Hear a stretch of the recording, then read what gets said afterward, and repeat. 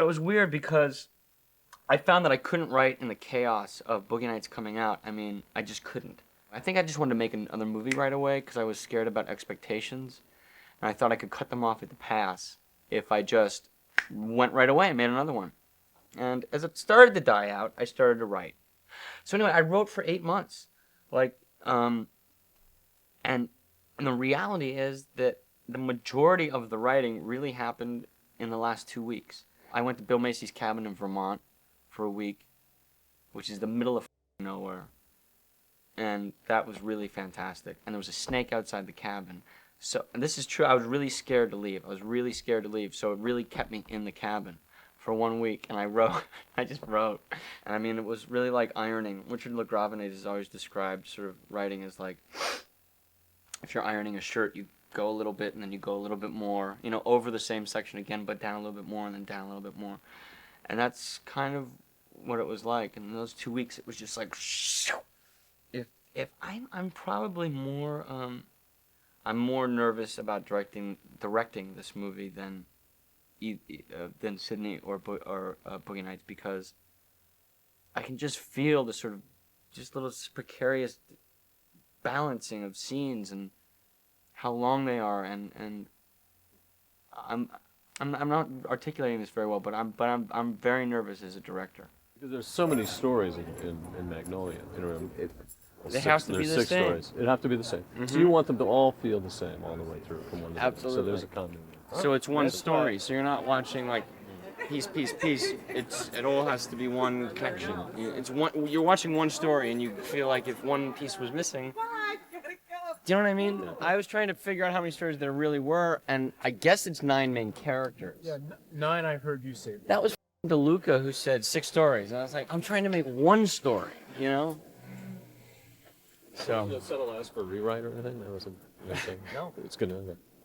No. You know why? Final Cut. It's a scary thing to give to a guy like me. When the frogs start, there's no rain. There's absolutely no rain. Only wet downs. It's rain stop, frogs start, frogs end. There's no. I like that. 5 points. Well, give me a date. It would just be, Paul, Yeah.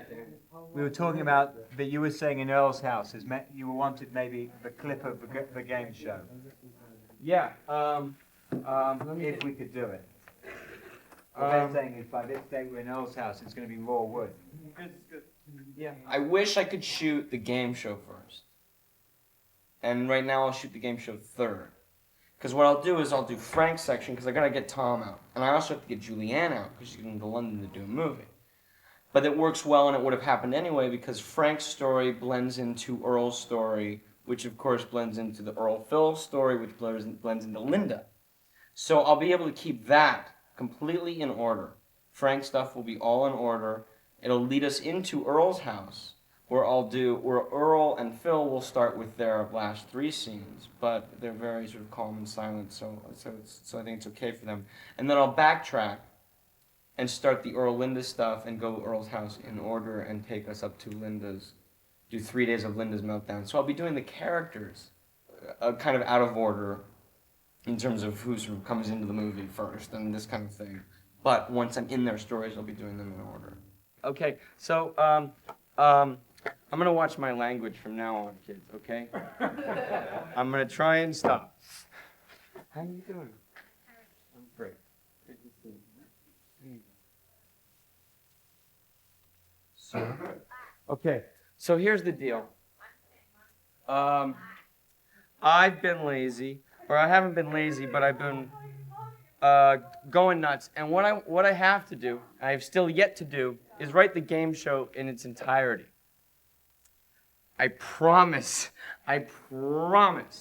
by Tuesday I will have it done. Because what we're going to do when we do this game show is we're going to rehearse it top to bottom, right? The whole thing, top to bottom. And we're actually going to shoot a live video game show. You know what I mean? Not the movie camera. You know what I mean? But like what the real What Do Kids Know program would be seeing. So we do a whole day rehearsals with our lighting cues and the what do kids know stuff, and your panel turns, and it's like the kids, da da da da da da, the adults, da da da da da da, and we're gonna just rehearse it and then shoot it on videotape, right? Once we get that done, then we start doing the movie sections of it, the real 35 millimeter stuff, where it's like, okay, there's all these close-ups over here of Stanley, Richard, and Julia, and there's this stuff of the adult and Jimmy's stuff, right? So that's kind of how we're going to do it. But to do that, I need to write the game show as a whole. Kids in the lead, and they get a chance to pull further and further ahead with the following secret bonus musical question.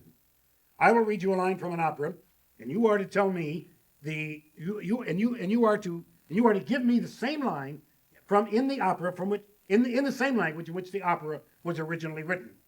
And for a bonus 25, you can sing it if you want to. Everything is moving on Friday night, other than probably wardrobe. It's all to do with we're not having drivers working on Monday because we basically, all the crew, and this is, if you work it and you don't ask me, I'm not paying it. I'm not working on Monday. The reason being is we're shooting Saturday, which is the 5th day, and we're also shooting a 6th day. And I don't want to get into something where you're coming to me saying it's the 7th day. So it's crucial that next Monday, everyone's off, unless it truly is approved by me. We know about you, obviously, from a rigging point of view. Let's make a movie. I hate pre-production. I hate it. I will be a calmer, wonderful, gentle, beautiful person come Thursday, come Tuesday. It's like, I'm off and away. I'm off and away. Just get me in the boat, you know. Ready? And action!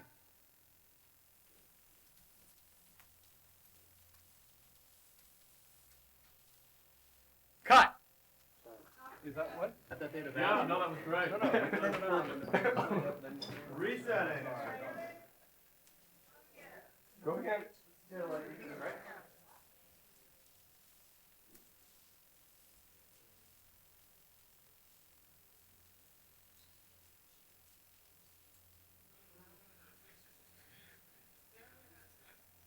First, he was saying that he'd written, he was going to do something really fast. He wanted to get a group of friends together and he was going to write something and we were just going to knock it off, like do it really, really fast. And just, a bunch of people and people in the valley, and it was just going to go, bang, bang, bang. And then he was writing it. He said, I'm going to get the script. Then it was a while. It was a lot later than I think he thought. And it wasn't just like a knockoff kind of piece. It was a big piece. I thought it was incredibly brave because one of the things that I think is so great about Paul and so wonderful about him is his humanity and how emotional he is. There aren't many people who have the desire or the I don't know, the bravery you need to be that emotional. Paul does that. I mean, he really goes there. And also, it was a clearly very personal film. It really had, was dealing with issues about death and cancer and things that, all those things that he'd been going through. People, that's what I thought was such a standout about the movie. That it was grand and, hugely emotional, but really personal. Look at all these frogs, Julie. I know. I was just thinking about that. Man, you got a lot of stuff to do with the frogs, huh? Yes, I So do. how does it work? At the end of, do you end up doing, like at the end of everybody's piece, do you do like a little frog piece kind of? Is that how it ends up working in the schedule? I think like you it's do actually John Riley's part, I think it's frog kind of part. messy. Sometimes I think you go from acting one day to frogs, the next day to acting again. I don't know. Yeah. It's pretty messy all the way around. It's easier for me to underplay stuff, to pull it back. And so it was a real challenge to find a way to be really truthful and very emotional and huge, with huge things, with big outbursts and big gestures, and so it's operatic in a way. There's just big movements to it. So it's not. Sometimes you almost feel like it's melodrama rather than drama. But it has to be rooted in some type of a very, very earnest reality. Otherwise, it doesn't play. then you don't care about them. So to try to take these operatic emotions and make them, real, this has been challenging. You should teach it. Do you think so? Yeah. Yeah. That'd be boring. What's the schedule today? We saw it. We basically spent 8 hours shooting 7/8 of a page, and then shot 3 2/8 of a page, 3 pages and 2/8 in 2 hours. So I guess we're back on schedule again. You know what I mean? So that was my idea. So that's what I would like to No, find that's- something yeah. to do. That's what I would. I'm sure you will, Phil. I'm sure it'll be a funny bit of business. Maybe clicking the pen in the mouth. People still talk about that. Let's still talk about that. 3 years later. What if I were to do mouthwash or something over here? What if I were to brush my teeth? Well, that's what I actually think that's. Wait, and you were to look into the lens. Man.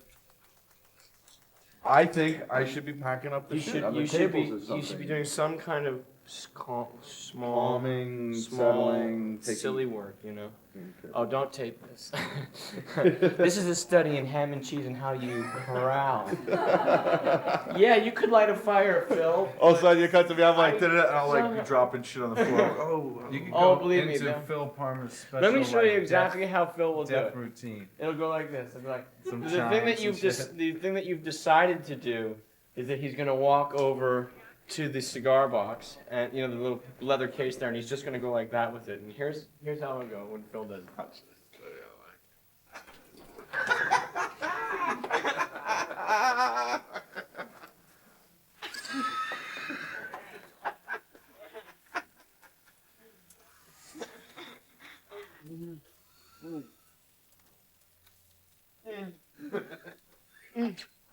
I'm sorry, Frank. I'm sorry. That was my Phil Hoffman impersonation. that was pretty good actually. I'm going to explain it to you? Yep. Okay. This weight bag drops. When it drops, it actually pulls open a hole in the top of the umbrella. So that hole is simulating a frog going through the top. And when it drops, it'll then become the frog coming down and hitting the breakaway glass table and falling right onto the ground. So this is our frog. One thing to watch, Jason, is keeping your arm movements sort of drifty. Not specific in any way. Exactly, not specific in any way. And sometimes you've been kind of throwing your weight into your hand. You know what I mean? And I don't think there's enough energy Okay. within the The only hand. time the pain. That's you good. would That have, is yeah. wonderful. Yeah. That's wonderful. But the hand movements Wasted, yeah. should be more Okay. softer and more weighty. You know, that's the only thing. Well, I have been ill so I've been in the hospital for so long, and I just getting my strength back really. And Paul, he called me up and wanted me to read this, and it was sent to me, and he sent it to me, and he wanted me to think of this part, and I did, and I read it, and I was taken aback by it. But what drew me to it too is the fact that the guy that I'm playing is dying of cancer at home, and I just went through an experience in which the life or death thing was, for 9 weeks, was unknown, whether I would ever live or not. So, which fortunately I remember very little of. You're in a coma like that, you don't know. I lost 46 pounds, or almost 50 pounds. Just dropped all my body mass, everything. And but this somehow kept me alive, and it was sort of prophetic that I would be asked to do a guy going out in life, an older parent, and. My daughter read it, who was in that film, and said, isn't it strange that would come along? It's something you can't turn down. I mean, you do, no matter. It's so fitting, and not that we are estranged, It wasn't that. It was that it was so right for me to do something like that and bring what I know to it. You know, that's what she meant. And my wife felt too the same. But it's shocking when you first read it. It's a very on the edge, tough script, and I'm sure a movie. I had this line in my sleep when I'm half drunk and going on, and Ricky Jay is supposed to be like saying, "Are you okay? Is everything all right?" So I think he can get through it. And then the original line is that Paul wrote is, "In my sleep, Bert." So as we shoot it, Paul says, "No, say in my sleep, Bert." Man, I gotta do a movie that my kids can watch. I don't know. What? No, I don't. I don't know what I've done. Yes, you do. Rose, if I told you that I knew, would you stay? No. But I don't know what I've done. You should know that. What do you want to say? Yeah. I'm the only person. It's fun. Yeah. He doesn't get to say it. Yeah. The kids get to say it. Know better. Jeez. Would it be easier if it was well then? Well then you should know better. I mean, is fine too, Yeah. but no. It's got to be special. Know Something, better. something. Know Good. better. Do it. You should Do it. Try it. know better. No, I don't think I can say it. Yeah. No. What if you? What I don't. What if you just said know better?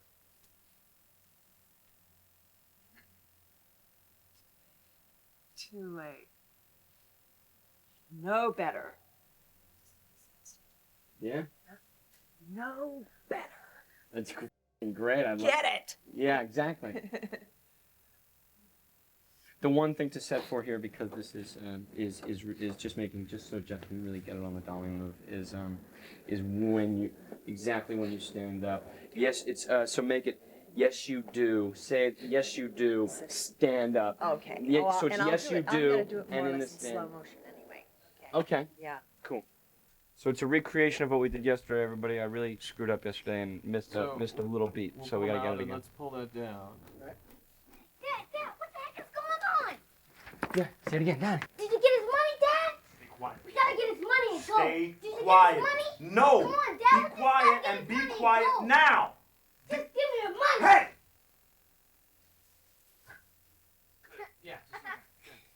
Okay, just give a count. 3, 2, 1. Okay, we got lucky. It still works. That's none of your business.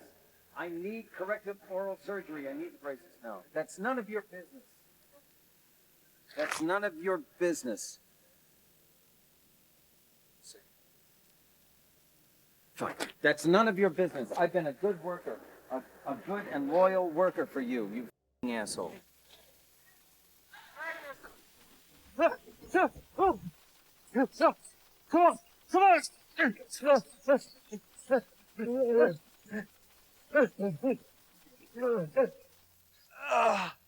What's going on? I fell.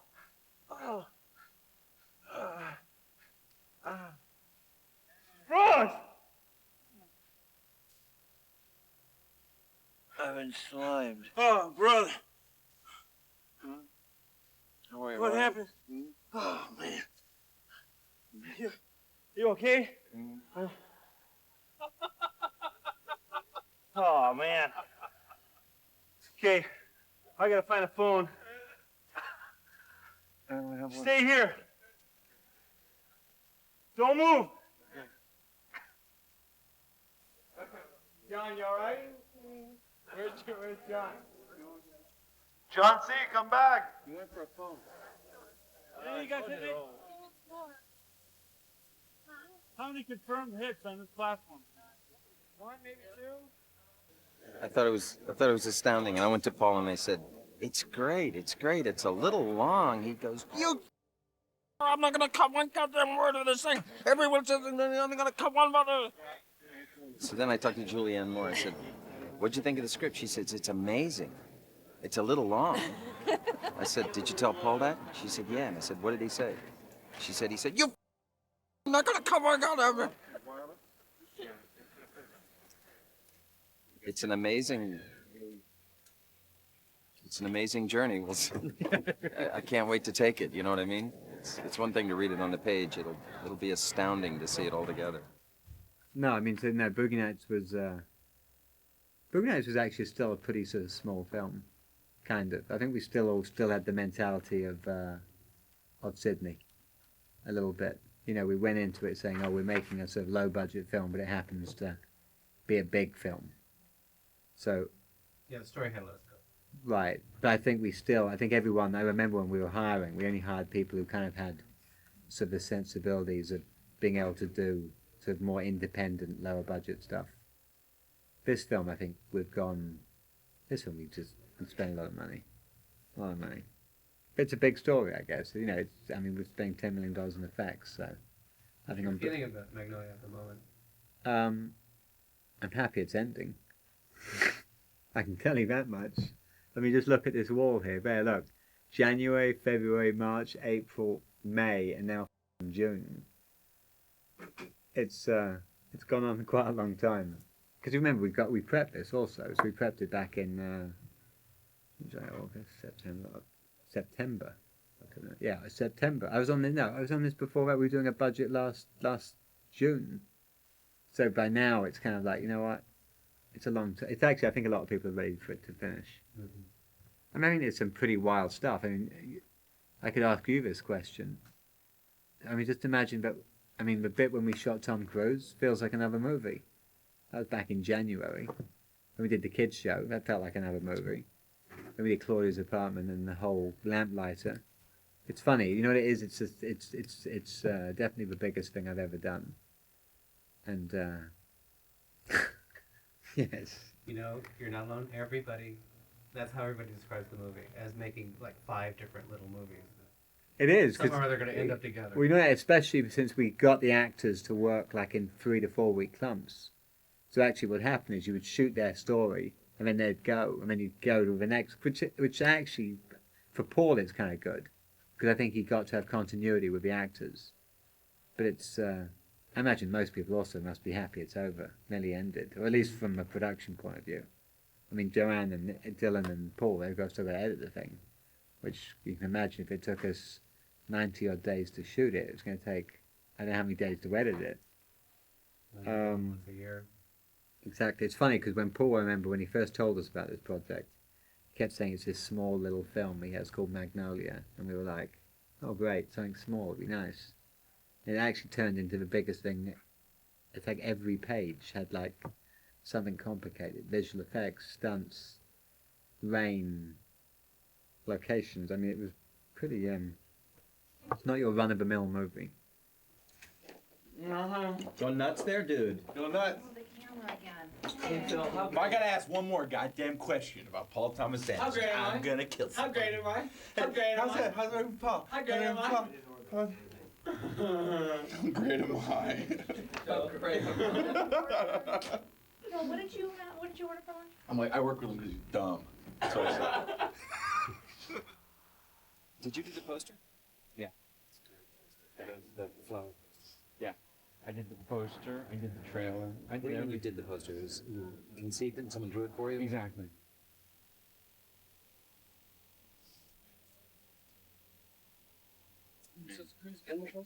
Yeah, he's there. Okay. He's there a little bit, and then like second week wide release, we'll like bring him out more, put him in a different spot, so highlight him a little bit more. This is gonna make fun of Phil. You know, he developed the film too. Yeah, he sent it to a lab. He just didn't like the work they were doing, so he set up a lab in his bathroom and he developed the film. It has that. He ground the lenses that we used in this film. There we go.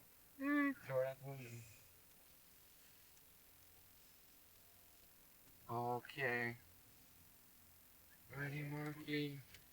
Here we go. Give us that. Here we go. Ready? We got everything? Ready. All right, good. Okay. Hey, man. Thanks for your phone call. How are you? Hey, Bill. Oh, your shot, hold him.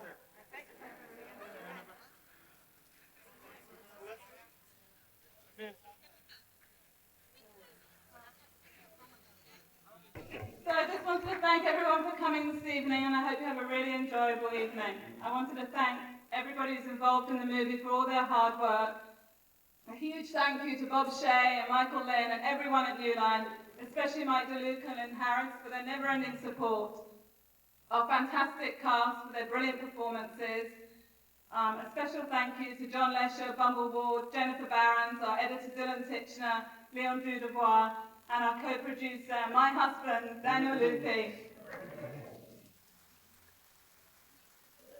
But most of all, I want to thank Paul for creating an amazing movie that I am so proud of being a producer on.